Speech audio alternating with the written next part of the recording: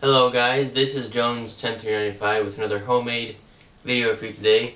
This is a video about my homemade crossbow right here. It was inspired by the Battlefield 3 crossbow they just added in the Aftermath DLC. My friend came up with this idea and then I actually started working on it and I made it. I know this doesn't look exactly like the one in Battlefield, but I wasn't about to go out and spend money on an airsoft gun or any full-size replica of a gun to take it apart, gut it, and then turn it into this. So I used something I had in my basement. This is a Panther Arms DPMS carbine. It's one of those cheap AEGs you can get at Dick's Sporting Goods. So I used this. This is actually the only one I had. And you may see it's not a real crossbow. I wasn't trying to make it a real crossbow to shoot small game or any type of game at all. So I just ended up using a bungee rope right here. And it still works quite alright. And it shoots the bolts I made up to like 60 feet without having to arc it at all. So the track up here I made is out of 1-inch PVC I cut with the Dremel straight down. So I see that white line. And then this is the trigger mechanism right here. It's the same as the trigger mechanism on a real crossbow, except it's made out of plywood and it's not metal or steel or whatever they use. So you pull a trigger and then this goes forward, releasing the bungee rope, bungee cord, and it shoots whatever I have loaded right here. This is to hold the bolt down. That's what you call short arrows for crossbows. You call them bolts. These are my homemade bolts out of, I think it's 5/8 inch or 1/2 inch wooden dowels. Don't recall exactly.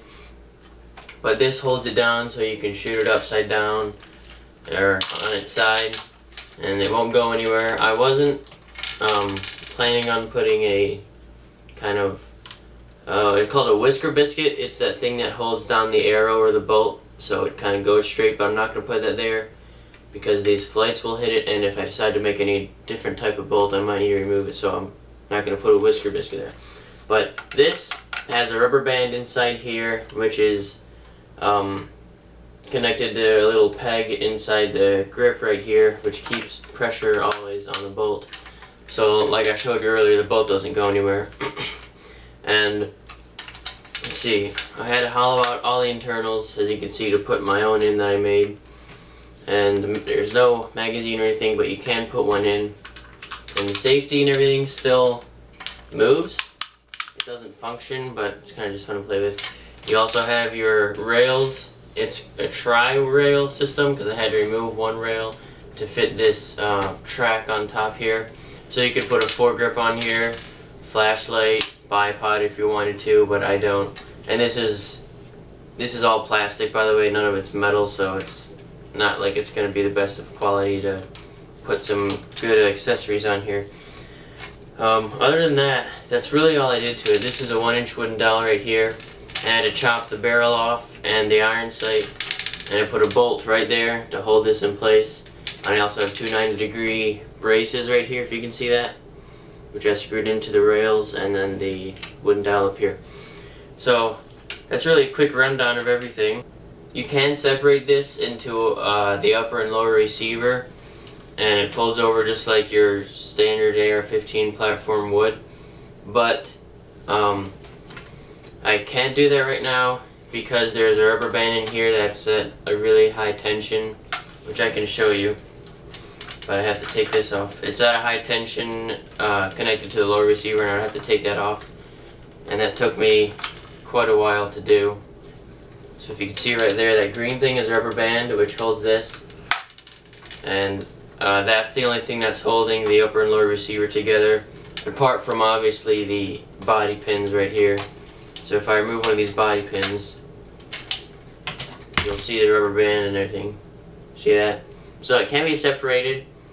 Here's what the other side of the half the trigger mechanism looks like, and if you can see inside of there, that I have a little spring underneath that wooden piece, I think you may have just seen, I'm not sure, that resets it, and this is a nail going into that wooden piece because whenever I tried to make a wooden trigger it would break, so I just drilled a hole and put a wooden trigger in there. I mean a nail in there so it doesn't break. Because when I cut the wood as thin as I did, it just wasn't strong enough and it broke every time I shot it. So that's it. I'll go outside and shoot a couple of bolts for you. I might do a slow motion shot. Actually, I will do one slow motion shot. So it is really cold outside, so just gonna warn you, it's gonna be chilly. So we'll go out and shoot this guy real quick for you. Alright, here we are outside, about to shoot it. Just gonna show you how I load it.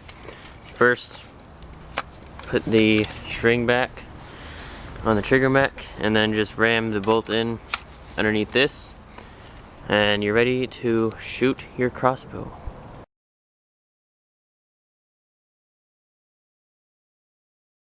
Alright, it's super cold out here. The wind chill is below 0. I don't have any gloves, and the wind is messing with these bolts, but we'll try to get a couple good shots off for you.